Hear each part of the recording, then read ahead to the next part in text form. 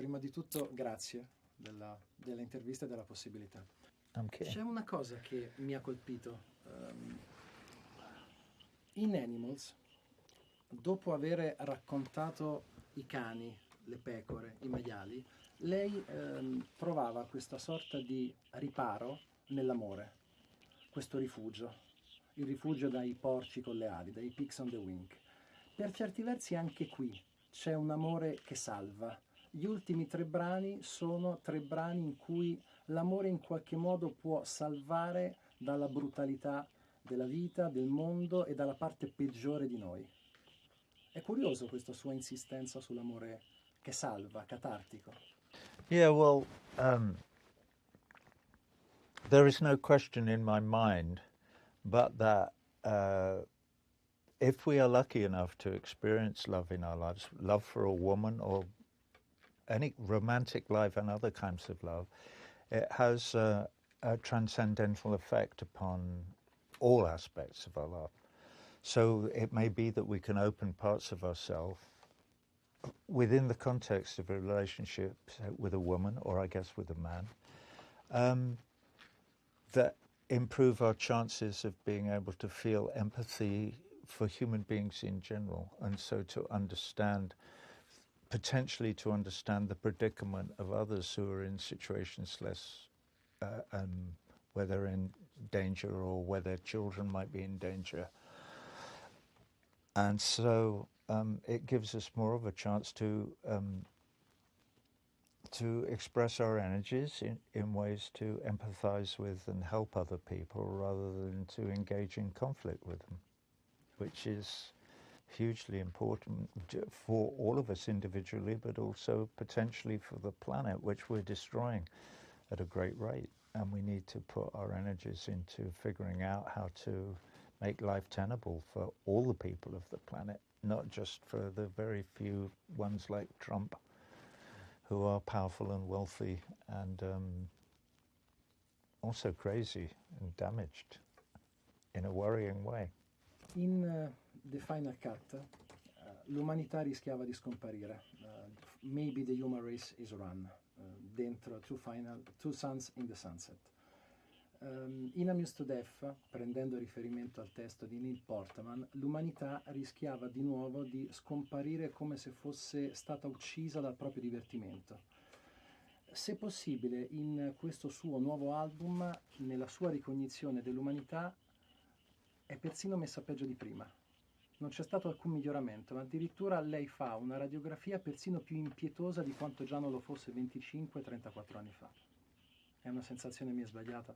That we're worse off now. You get that feeling, you say?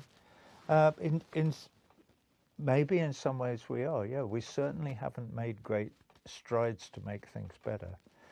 We're still attached to this idea that there is a conflict, that we know what it is, and that we can achieve an end to it by war. It appears that certainly in the last 25 years, well, maybe even since the end of the Second World War, no war or going to war has achieved any good result. And yet, it seems hard for us to be able to grapple with that idea and do anything. When I say us, I don't really mean us, because the people have grasped that. For instance, on February the 14th, 2003, 20 million people all over the world demonstrated in the streets to try and persuade our governments, but particularly the English government and the government of the United States, not to invade Iraq on the grounds that it was A, illegal, and B, there was no possible good outcome to that invasion. And of course, those 20 million people have been shown to have been entirely correct. Iraq is now a completely failed state. There is nothing on the horizon that suggests life will be livable in the region in the foreseeable future. But the lesson doesn't seem to have been learned. you know. So there's a huge interference now going on in Syria and other places. There's a lot of saber rattling with the Russians, and no good will come of it. And clearly the 20 million people who demonstrated would suggest that what would be a good idea would be to think things through and start to have conversations about things, understanding that it serves no purpose to accuse everybody over there of being the bad guys while we're the good guys, so that we can have a fight about it. Lei più volte, anche nei suoi testi, ha citato e attaccato alcuni politici, White House, Maggie Thatcher, eccetera. Starebbe molto bene, immagino, in The Fletcher Memorial Home, Donald Trump. Yeah, I'm sure he'd be at home there. Credo anch'io. Nella canzone Birds on a Gale, a un certo punto si legge: c'è posto per me nella storia. Si è mai chiesto se e quanto ci sarà posto nella storia per Roger Waters? That's the lyric in that song has nothing to do with a place in history, in like the written history of anything. It has to do. The lyric says, "Is there a place in your story for me?" Yeah, but okay, so. But do you think that there will be ci sarà spazio per lei nella storia? Parliamo di lei e della storia della musica, e pensa che ci sarà un posto? I couldn't care less. No. I don't care. Ok. Quando ad esempio uscì Amused to Death, grande disco, capolavoro, ma l'impatto fu buono ma non straordinario. Lei stesso sostiene che era ai livelli di Animals o The Wall, e io sono d'accordo. Le pesa il fatto che per molti lei sia anzitutto un ex Pink Floyd e poi Roger Waters? Does it bother me? Well, the fact that I used to be in a pop group called Pink Floyd is neither here nor there, really, except it's important because it gives me some kind of a voice, I suppose. If I hadn't been in that group and that was successful, people might be less interested in the work that I do now. But I don't really care about those labels or about the history or whatever. People either get what I do or they don't get what I do. So people either understand or like the songs or are interested. People will either listen to this record or they won't listen to it. I prefer it if they do. I'm getting great reaction to this record and I'm really happy about that. Okay. I think Nigel did a great job producing it. I think it's a really good record. It says a lot of what I believe. The poem, Is This the Right Life We Really Want, which I wrote 8 years ago and I dipped into to find some ideas when we were in the middle of making this record. The fact that some of the monologue about the blacks and whites, Chicanos, Asians, or every type of, even folks from Guadeloupe, I never ever expected that to be anything other than a few lines in a very long rant that I wrote in 2008. So the fact that it's made it onto a gramophone record is good for me. I like it. I'm glad it's on the record because it's poetry, so it wasn't written as a lyric, and I don't think I would have ever been able to write a monologue. It's almost like rap because it's a dissertation. It's not.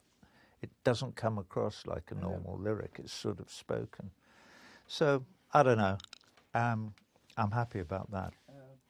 Proprio in quel brano, Is This the Life We Really Want, ho avuto la sensazione che Godric abbia portato lei in territori musicali in qualche modo inesplorati, e quindi è stato bello il connubio tra lei e Godric, perché lì vi siete incontrati, c'è forse l'apice della vostra collaborazione. Yeah, it's interesting that track, the music came before any lyric was written on it, and then I took the music already recorded away with me into the studio and sat and decided what the song was going to be and what it was about and how it worked, and it took me a long time because it's very difficult actually for me to attach lyrics to something, to music that already exists.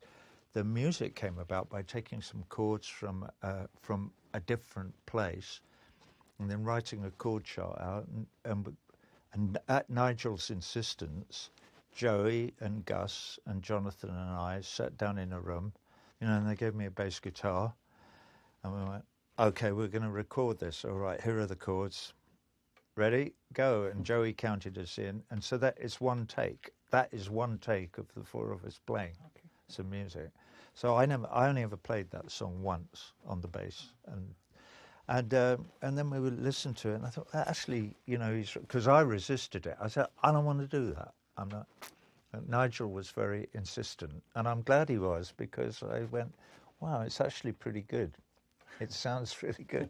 And then I had to figure out what it might be about and what it and that's when I started, well, hang on, what? And there was this old poem, and I thought, well, maybe I can use some of this, because I care about what's in this poem. I cared about it in 2008, and I care about it now. So that's how it became the song. A proposito di basso e bassisti, è vero che è stato Eric Clapton durante The Pros and Cons of Hitchhiking a convincerla di quanto lei fosse anche bravo come bassista e che fino a quel momento lei fosse un po' insicuro delle sue qualità musicali? Yeah, Eric did. When we were making Pros and Cons of Hitchhiking one day, when I was going, well, I don't really play, and he said, rubbish, you play, you're a great player. And I was surprised that he said that, and I was encouraged by it as well, because I'd never thought of myself really as an instrumentalist. Well, I do now. I know that I have my own style of playing the bass, which is somewhat idiosyncratic, but I know I'm all right. I can do it. Le leggo una recensione che hanno fatto di lei, l'ha fatta un suo amico. Roger è un grande artista, un ossessivo totale e il sogno di ogni psichiatra. L'ha detto Bob Ezrin qualche decennio fa. Rispetto a quella definizione, ammesso che sia giusto, oggi Roger Waters è più sereno, è più tranquillo, è più felice, se si può usare questa parolaccia? Yeah. If you're talking about when we made the wall, yeah, I'm definitely happier than I was then. I understand a lot more than I did then. I wouldn't necessarily, well, it doesn't matter. I haven't seen Bob for, 20 years, I suppose. It's been a long time. Lei ha raccontato più volte, ha raccontato più volte che un veterano durante The Wall si è avvicinato a lei e le ha detto suo padre sarebbe fiero di lei, e lei si è commossa. Quanto ripensa a quelle parole? Quanto sono state importanti per lei? Well, it was halfway through one of the Wall shows. Yeah, this older guy came up to me and he put his hand out and he looked me in the eye and he said that. He said, "Your father would be proud of you." And it was a very moving moment. What it made me realize was that all these years later, my father had been dead for 70 years or something, that I could still be moved by my relationship with my dead father, that I've always needed to live up to his memory, because he was a brave man, and not just because he was a conscientious objector, which he was in 1939, so he refused to join the army, but that he then changed his mind when he decided that his politics trumped his Christianity and that he had to fight against the Nazis in the Second World War. So he was an heroic figure from my past, and he still means a lot to me, the memory of him. So, yeah, it meant a lot. Mi duole ricordare due figure che non ci sono più, ma sono state molto importanti per la sua vita. Mi dice cosa le rimane anzitutto di Syd Barrett e di Richard Wright? Con il primo ha avuto un bellissimo rapporto, con il secondo c'è stato anche un momento di frizione alla fine degli anni 70, soprattutto. Cosa rimane in lei di Syd e di Richard? Well, obviously I remember them both really well. There was some friction. I don't remember friction with Sid, really, ever. The guy went crazy. It was simple. But Rick and I had our differences when he was still in the band. But we did some really good work together. I always respected him as a musician. I don't know what else to say, really. We all live for such a short time. Life is so fleeting, and maybe sometimes if you wind the clock back, you would do things in a different way than what you did. Well, you never get a chance to ask dead people if they might have done things or would have preferred to do things different, or if there's anything that they would have changed about their lives or their relationships with their loved ones, or their relationships with people that they didn't know, or who they are, or anything philosophical. The world of human relationships and of one's philosophical or political beliefs is so complex and difficult and potentially moving, and there is such a huge number of choices that you make every day. I think what's important is to try to be aware of the fact that you can make choices, and that you can even make fundamental choices about the way that you behave and the way you are with other people. And also to completely understand that you're bound to get stuff wrong, that we all make mistakes, to err is human. I don't know what else really to say about Sid or Rick, you know. Ok. Il suo rapporto con i concerti è stato altalenante. C'è stato un momento in cui lei non si trovava benissimo sopra il palco. C'è stato un lungo momento in cui non ha fatto concerti. Adesso da 10-15 anni lei non dico che viva sul palco, ma fa molti concerti.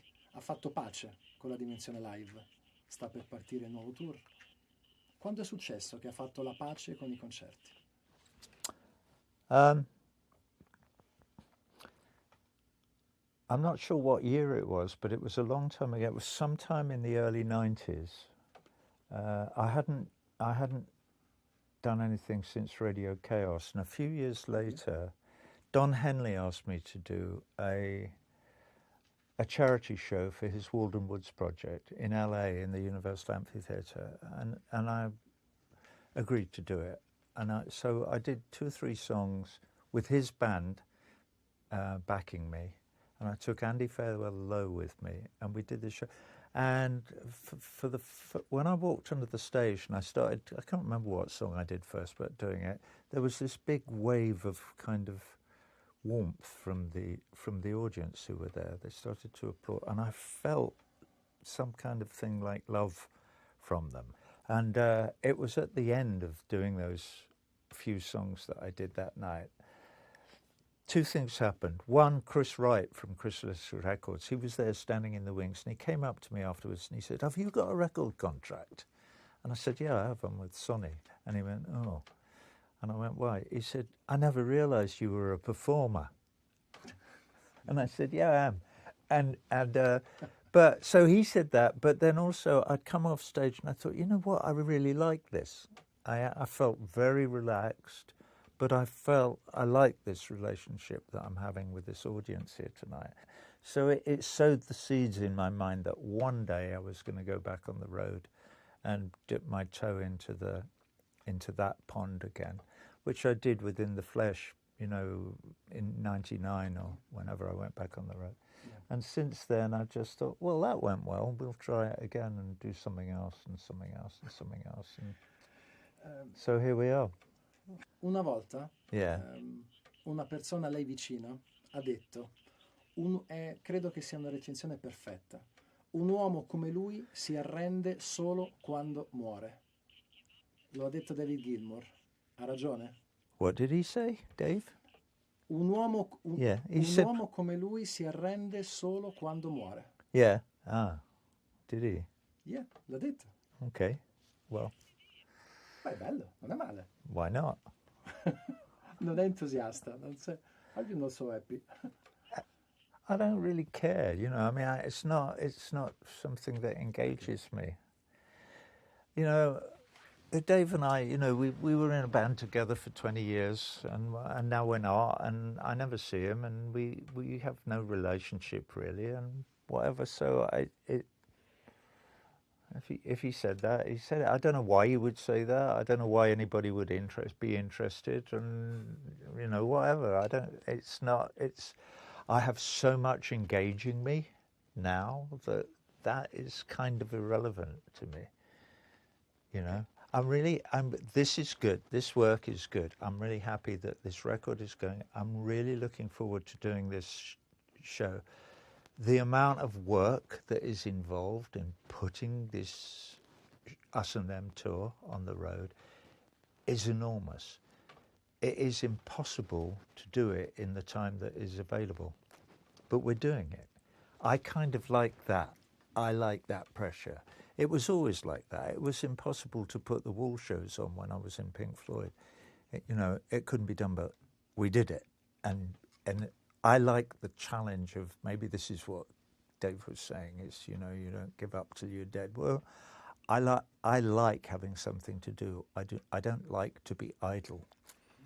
Also, I like to express feelings. It is the bread of life for me to have a problem to solve, particularly a theatrical problem or a musical problem or an artistic problem. It's what makes me tick. It's what gives me the will to get up in the morning and have those 2 cups of espresso before I go, right, where is it? Show the, you know, let the dog see the rabbit. And I'm off. And I like work is what I like to work. And I'm really happy that I'm still fit and strong and healthy enough to go about my business. And if what Dave was saying is that I'll continue to do that till I drop dead, he's probably right. I probably will. So that's good. Complimenti per questo disco. Thank non you. vedo l'ora di vedere il concerto Thank nuovo you. e grazie per tutto quello che ci ha dato e ci darà in questi anni. Thank you. Grazie. It's a pleasure. Thank you, Roger. Not at all. Thank you.